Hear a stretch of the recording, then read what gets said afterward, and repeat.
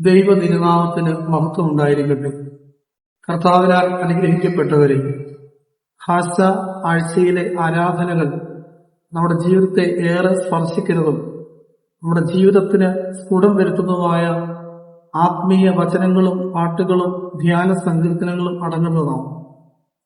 ഇന്ന് ബുധനാഴ്ച സന്ധ്യ പിതാക്കന്മാർ പ്രാരംഭ പ്രാർത്ഥനയ്ക്കായി നൽകിയ പ്രാർത്ഥനയുടെ വചനങ്ങൾ നമ്മെ ഏറെ ചിന്തിപ്പിക്കുന്നതാണ്. ദൈവമായ കർത്താവെ, ഈ ദിവസത്തിൽ പഞ്ചഭൂതങ്ങളും പ്രകൃതിയും ഞെട്ടിവിറച്ചതുപോലെ ഞങ്ങൾ നിന്റെ ന്യായവിധിയെ ഭയപ്പെട്ട് വിറയ്ക്കുമാറാകണം. അന്ത്യദിവസത്തിൽ കുറിച്ചുള്ള ഭയം ഞങ്ങളിൽ വസിപ്പിക്കണം. പ്രിയമുള്ളവരെ, ഒരിക്കൽ മനുഷ്യന് മരണവും പിന്നെ ന്യായവിധിയും പിന്നെ നരകവും പിന്നെ സ്വർഗവും നമ്മുടെ മുൻപാകെ വെച്ചിരിക്കുന്നു എന്ന് പൗലോസ്ലീഹായുടെ ലേഖനങ്ങളിൽ പറയുന്നത് പോലെ നമ്മുടെ ജീവിതത്തെ ഏറെ ചിന്തിപ്പിക്കുന്നതായ ഒരു അനുഭവമാണ് ന്യായവിധി എന്നുള്ളത്. അതുകൊണ്ട് ഈ നോമ്പ് കാലഘട്ടത്തിൽ ഈ ഹാശായുടെ ആഴ്ചകളിൽ ന്യായവിധിയെ എങ്ങനെ തരണം ചെയ്യാം എന്നുള്ളതാണ് ഈ വേദഭാഗത്ത് ഈ പ്രാർത്ഥനാ ശകലങ്ങളിൽ നമ്മളെ പഠിപ്പിക്കുന്നത്.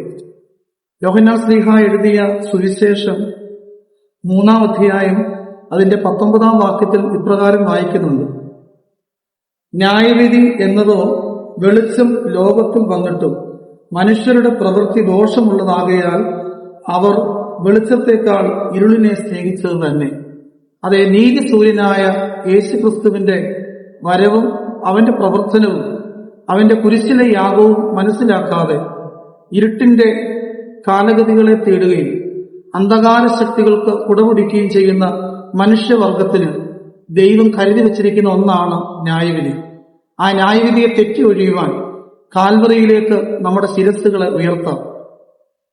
നമ്മുടെ ദൃഷ്ടി നമുക്ക് വേണ്ടി മുറിവേറ്റ കർത്താവിന്റെ മുറിപ്പാടുകളിലേക്ക് ചേർത്ത് വെക്കാം.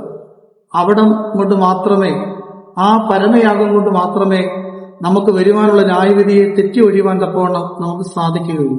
ഈ ഹാസ ആഴ്ചയിലെ ആരാധന നമ്മുടെ ന്യായവിധിയെ മാറ്റിമറിക്കട്ടെ എന്ന് പ്രാർത്ഥിച്ചുകൊണ്ട് നിർത്തുന്നു.